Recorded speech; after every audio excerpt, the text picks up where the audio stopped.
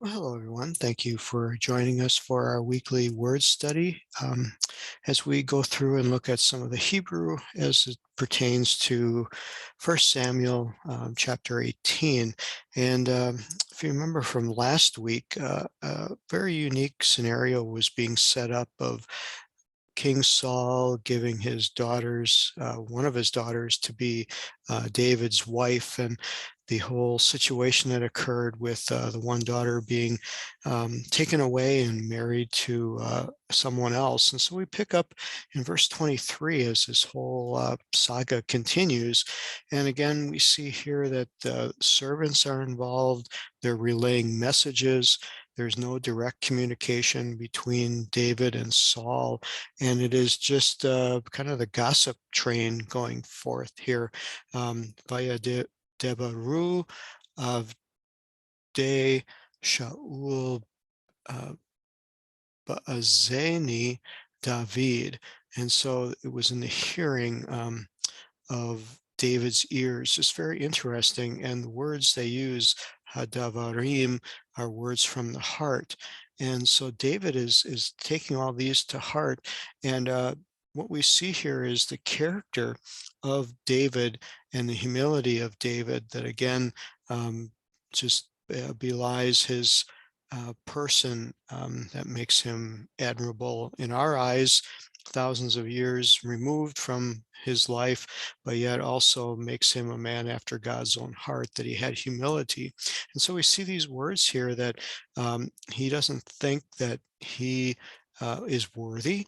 He says that this is not a light thing. This is not something to be taken very trivially, but uses the word here, hankalal, of being very, um, it wants it to be very deep, very, very meaningful. He's taking this seriously, which is not always what maybe these type of arrangements always were about in those days, when it was position and power and influence, and you didn't marry for love or commitment, you did it for advantage. And so we see David here has the right attitude, and he looks at himself with very humble eyes, even though he's just killed Goliath. He's got the favor of the people. He believes and understands that he has God's favor upon him. He's been anointed by um, Samuel to be the next king, but yet he didn't let it go to his head. And he calls himself poor and lightly esteemed. And so he's saying these things.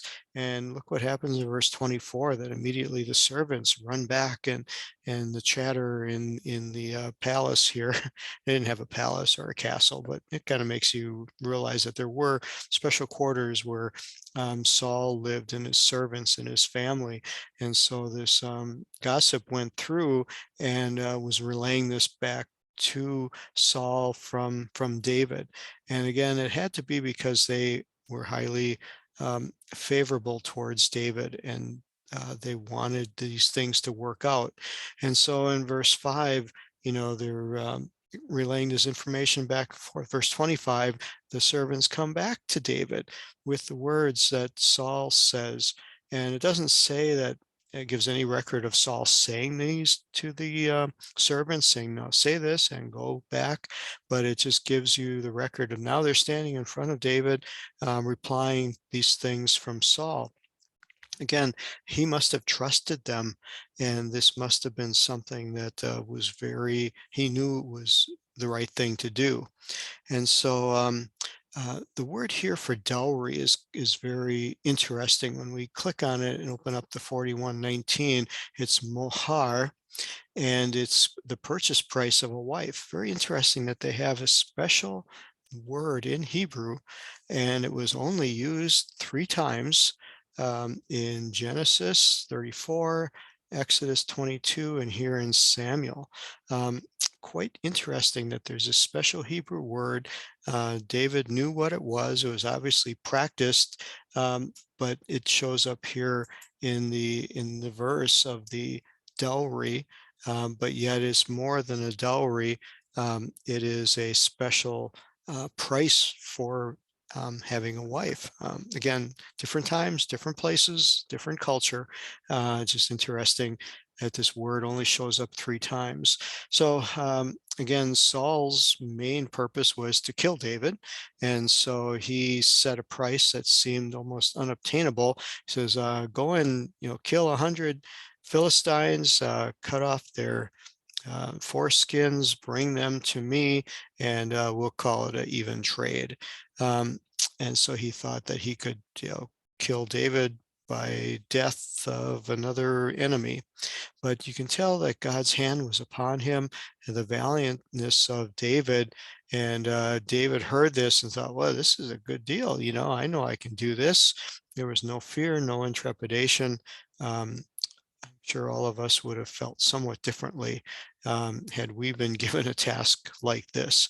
And so he goes and it says that he didn't wait any time. The days were not expired. He immediately said, "This is a good thing.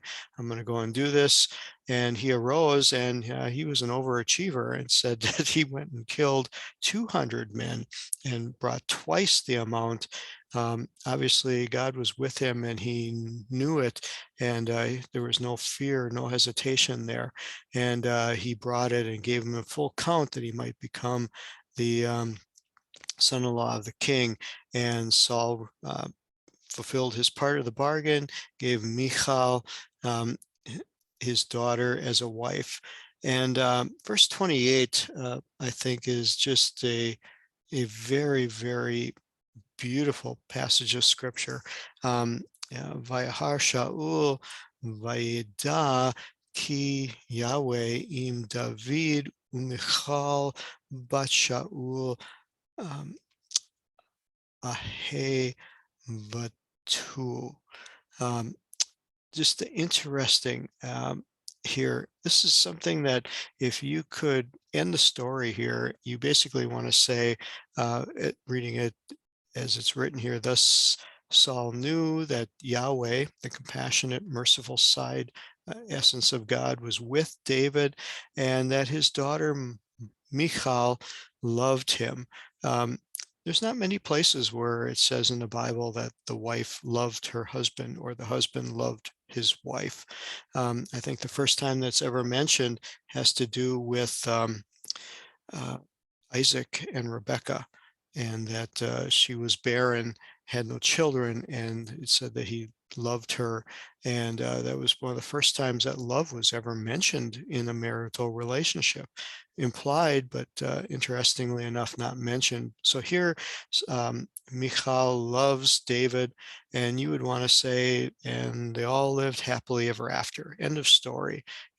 King's son-in-law, God was with him, providing mercy and grace, and he had a wife that loved him and obviously very devoted to him. What a beautiful verse. What a beautiful thing to have said about that. But again, we know we have to go on, and that's not the end of the story. We get to verse 29, and we see that something about this, Saul, seeing that God's favor was upon him, seeing that he was blessed, what kind of result did it have with Saul? Unfortunately, it was bad. You look at verse 29, and because of this and how God blessed him to kill 200 Philistines, Saul was more afraid of him. And this fear really turned into just a complete chaos in Saul's life. He became an enemy to David and was continually his enemy.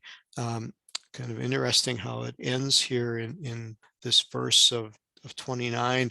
Uh, it says continually, continually. It's really kol hayamim, which means all of the days in Hebrew.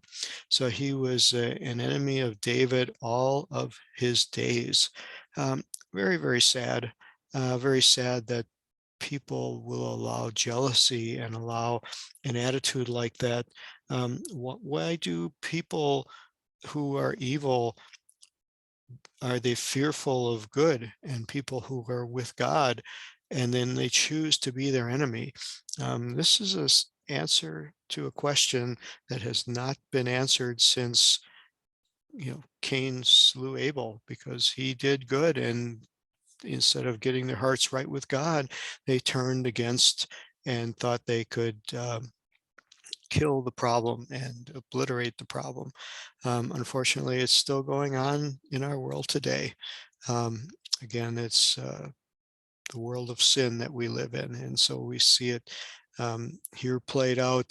What's interesting is that David was still going about with a blessing on his life. He went and fought. He led the army. I love the word um, Sachal here, 79:19, where it said David behaved himself more wisely. It just says prudent, but we unpack this in one of our previous lessons as to how there's keys here as to how we should be living our life. And David lived his life in such a way that he won the love, the respect, and the honor of all the people around. And it says that in with Saul's servants who um, were continually around Saul, David's name became highly esteemed. Let's just unpack this word Vaikar. It comes from the root word yakar, and it means to be precious or prized, appraised, given value, given high worth. That David's reputation, and again, the name here, as we study the Hebrew, these terms become a little bit more real, that it's not just the spelling of the name of David, but it's his reputation. It's what his name stood for, what he stood for. It's his essence and his reputation and who he was as a person that became highly esteemed. And the word Vaikar is embellished by the last word of this verse of meod. Meod just means much, means lots. It's actually found in the Bahavta that you should love the Lord your God with all your heart, soul, mind, and strength. And it actually ends with this word meod, which is just means with everything. And so it's interesting that this word meod is tied in with the esteem that was given to the background and the name and the uh, just the aura of who David was. So I hope you enjoyed that little study today. I hope that you are enjoying knowing that the Hebrew has some beautiful um, expansions that can be brought out to just give us a little bit more depth than what the translators were able to do in the words that they had at their disposal. So may God bless you. Have a wonderful rest of your day, and God bless you, and we'll see you next week. Bye-bye.